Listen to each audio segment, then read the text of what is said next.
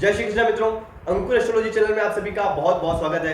देखिए, यदि अभी तक आपने मेरे चैनल को सब्सक्राइब नहीं किया है तो प्लीज सब्सक्राइब कर लेवें। और यदि आप चाहते हैं कि मेरा वीडियो अपलोड होते ही आपको नोटिफिकेशन मिल जाए या मैसेज मिल जाए तो प्लीज बेल आइकन पर भी प्रेस कर दीजिए।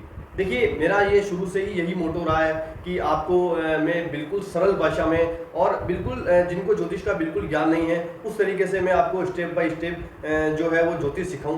तो मैंने यही हमेशा से प्रयास किया है। इस चैनल पर लगभग 9 वीडियो अब तक अपलोड हो चुके हैं और उन्हीं सभी वीडियो में मैंने बहुत ही सरल भाषा का उपयोग करके आपको समझाने का प्रयास किया है। मैं जब भी आपके कमेंट पढ़ता हूँ, वीडियो में जो आप कमेंट डालते हो उनको जब पढ़ता हूँ तो मुझे कहीं ना कहीं आभास होता है कि मैं जो आपको चीज़ें समझा रहा हूँ, मैं जो आपको बातें समझा रहा हूँ, जो ज्योतिष का जो मैं आपको ज्ञान दे रहा हूँ वो आपको बहुत अच्छे से समझ आ रहा है।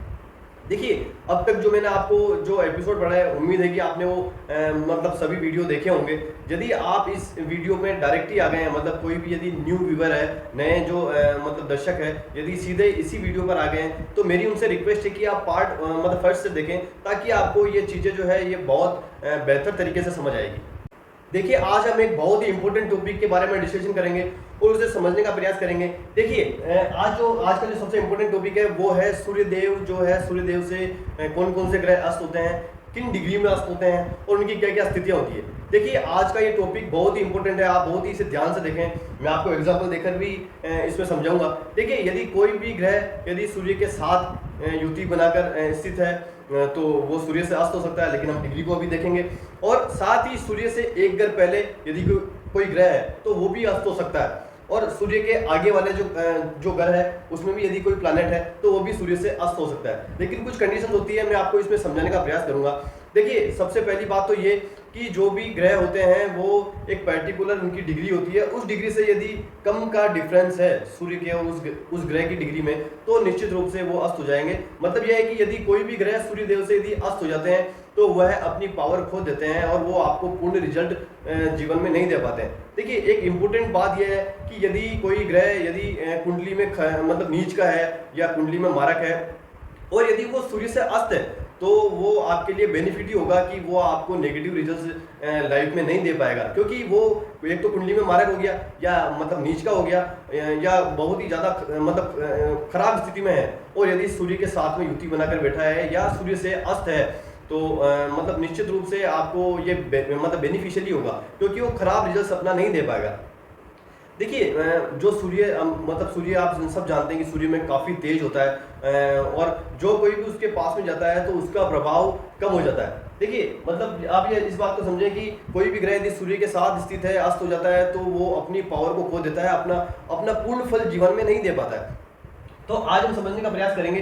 देखिए, सूर्यदेव जो है, सूर्यदेव से 6 जो ग्रह जो होते हैं वो सूर्यदेव से अस्त होते हैं। देखिए, कौन कौन से ग्रह होते हैं? चंद्रदेव, मंगलदेव, बुधदेव, गुरुदेव, शुक्रदेव और शनिदेव। ये जो 6 ग्रह है, ये 6 ग्रह सूर्यदेव से अस्त होते हैं। अब देखिए,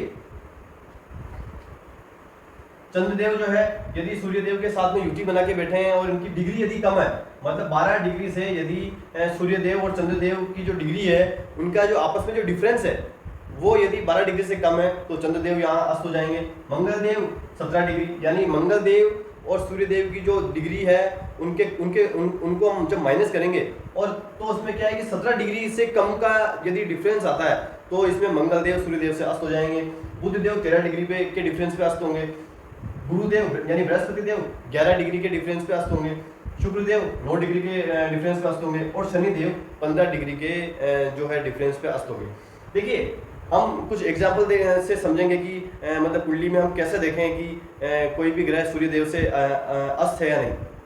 देखिए, जैसे फॉर एग्जाम्पल ये 4th हाउस है कुंडली का। 4th हाउस में मतलब सूर्यदेव स्थित है, ठीक है। सूर्यदेव की डिग्री है यहाँ पर हमने मान लिया कि 3 डिग्री है, यानी 3 डिग्री है, मतलब सूर्यदेव का जो अंश है वो 3 है, ठीक है। अब मान लो यहाँ पर मतलब शुक्रदेव स्थित है इनके साथ ही युति में, ठीक है। शुक्रदेव स्थित है, शुक्रदेव की डिग्री है 12, तो इनका डिफरेंस कितना हो गया, यानी कि शुक्रदेव की डिग्री है 12 और सूर्यदेव की डिग्री है 3। तो हम इसको ऐसे कैलकुलेशन करेंगे, शुक्रदेव की डिग्री है 12 और सूर्यदेव की डिग्री है 3। तो 12 में से हम 3 को माइनस करेंगे तो बचेंगे 9, यानी कि 9 डिग्री पर देखिए शुक्रदेव अस्त हो जाते हैं। तो इस कंडीशन में जो शुक्रदेव है वो सूर्यदेव से अस्त हो जाएंगे। जैसे मान लीजिए यहाँ पर शुक्रदेव की डिग्री है 10, 10 डिग्री है शुक्रदेव की। तो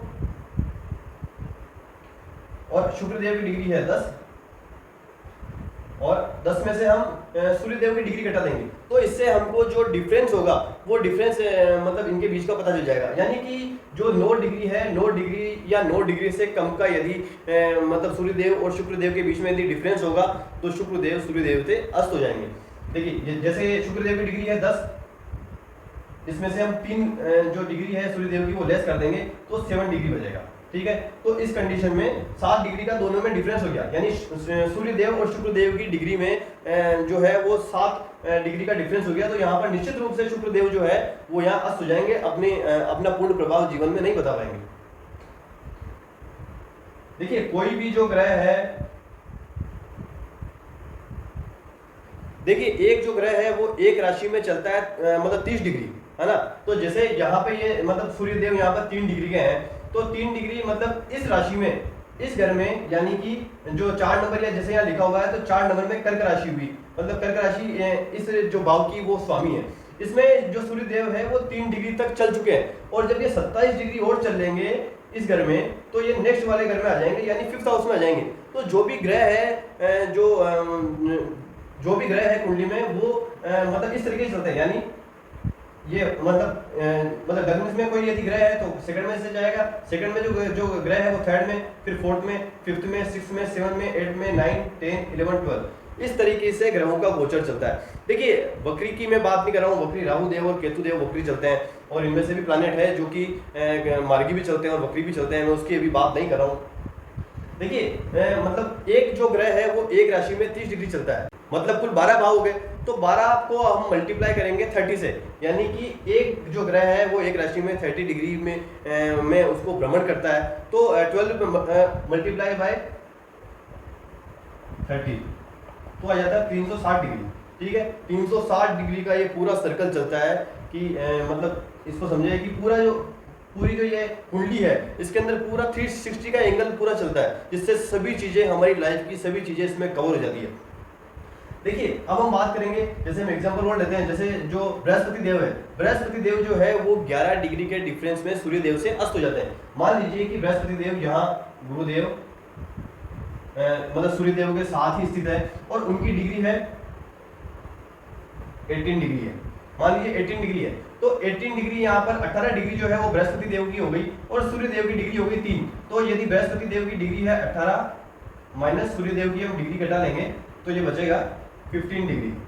ठीक है, इन दोनों के बीच में डिफरेंस कितना हो गया, सूर्य देव की डिग्री है 3, बृहस्पति देव की डिग्री है 18, तो इन दोनों के बीच में डिफरेंस हो गया है 15 डिग्री का, 15 डिग्री का। तो यहाँ पर जो बृहस्पति देव है वो सूर्य देव से अस्त नहीं होंगे, क्योंकि 11 डिग्री या 11 डिग्री से नीचे ही यदि डिफरेंस आता है तो जो है वो यहाँ पर बृहस्पति देव यहाँ पे अस्त होते हैं। ठीक है, ये आपको समझ में आ गया। दूसरा हम बात करेंगे आगे या पीछे के घरों में, यदि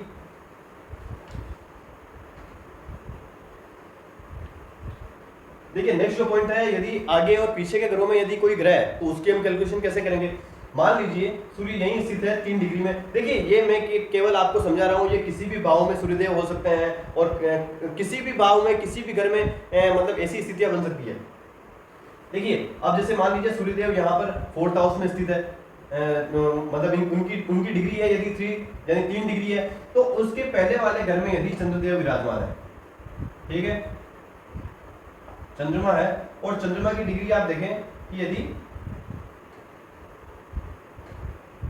5 डिग्री है और यहाँ पर चंद्रदेव की डिग्री 5 है यानी 5 डिग्री है। अब देखिए चंद्रदेव को जो है अगली राशि में आने के लिए 25 डिग्री का और इनको इस राशि में भ्रमण करना पड़ेगा। मैंने आपको बताया कि एक राशि में जो एक ग्रह है वो 30 डिग्री का मतलब भ्रमण करता है। तो देखिए इस घर से इस घर में आने के लिए, यानी ये इस घर में 5 डिग्री चल चुके हैं, ठीक है, तो अगली राशि में इनको आने के लिए 25 डिग्री और चाहिए, तो 25 डिग्री ये हो गई, और सूर्य यहाँ 3 डिग्री चल चुके हैं, तो 25 डिग्री तो ये हो गई प्लस 3 डिग्री सूर्य इसमें चल चुके हैं, तो इनमें जो है वो 28 डिग्री का डिफरेंस हो गया। तो यहाँ पर चंद्रदेव जो है यहाँ अस्त नहीं होंगे। अब मान लीजिए कि इसी घर में यदि चंद्रमा स्थित है और उसकी डिग्री है यदि 28 डिग्री है, ठीक है, और सूर्यदेव यहाँ 3 डिग्री के विराजमान है, तो अब देखिए अगले घर में आने के लिए चंद्रदेव को 30 डिग्री पूरा करने के लिए 2 डिग्री और इनको चलना पड़ेगा। यानी 28 डिग्री में 2 डिग्री और चलेंगे तो ये नेक्स्ट राशि में आ जाएंगे। तो यहाँ हो गया 2 डिग्री ये हो गया, ठीक है। और सूर्यदेव इस राशि में 3 डिग्री चल चुके हैं, तो ये 2 और 3 को हम जोड़ेंगे तो 5 हो जाएंगे, यानी कि इन दोनों के बीच में 5 डिग्री का डिफरेंस है। तो यहाँ पर जो है चंद्रदेव जो है वो सूर्यदेव से अस्त हो जाएंगे, ठीक है। आपको मैं बहुत ही सरल भाषा में समझाने का प्रयास कर रहा हूँ। देखिए अब हम बात करेंगे,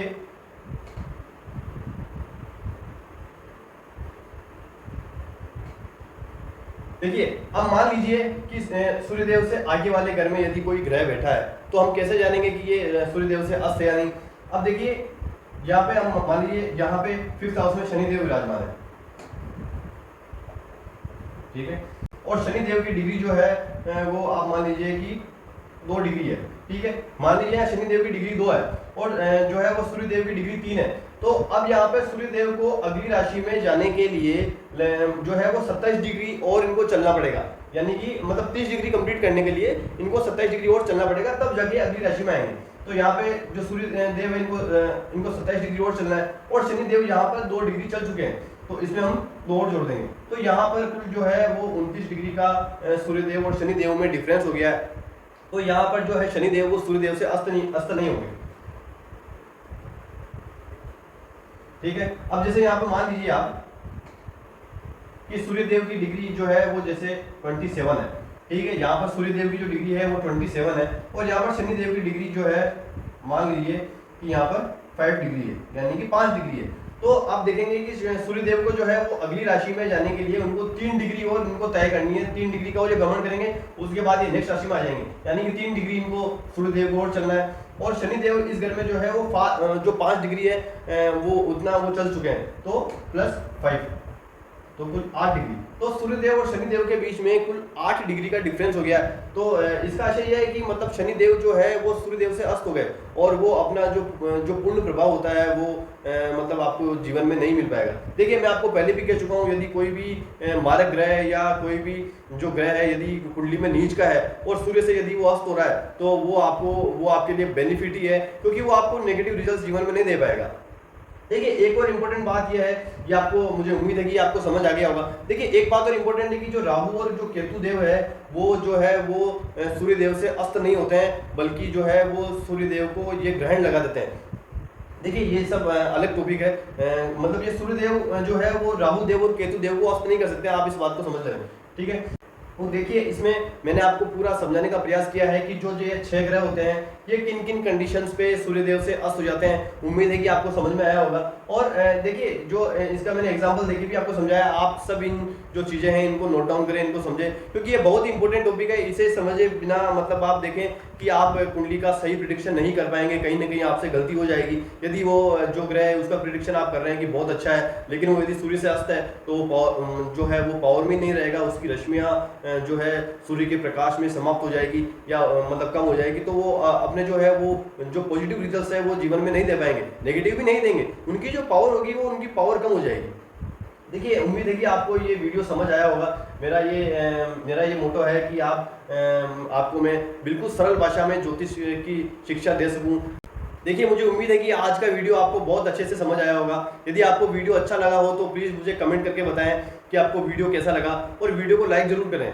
मिलते हैं अगले वीडियो में। जय श्री कृष्णा, आपका दिन मंगलमय हो।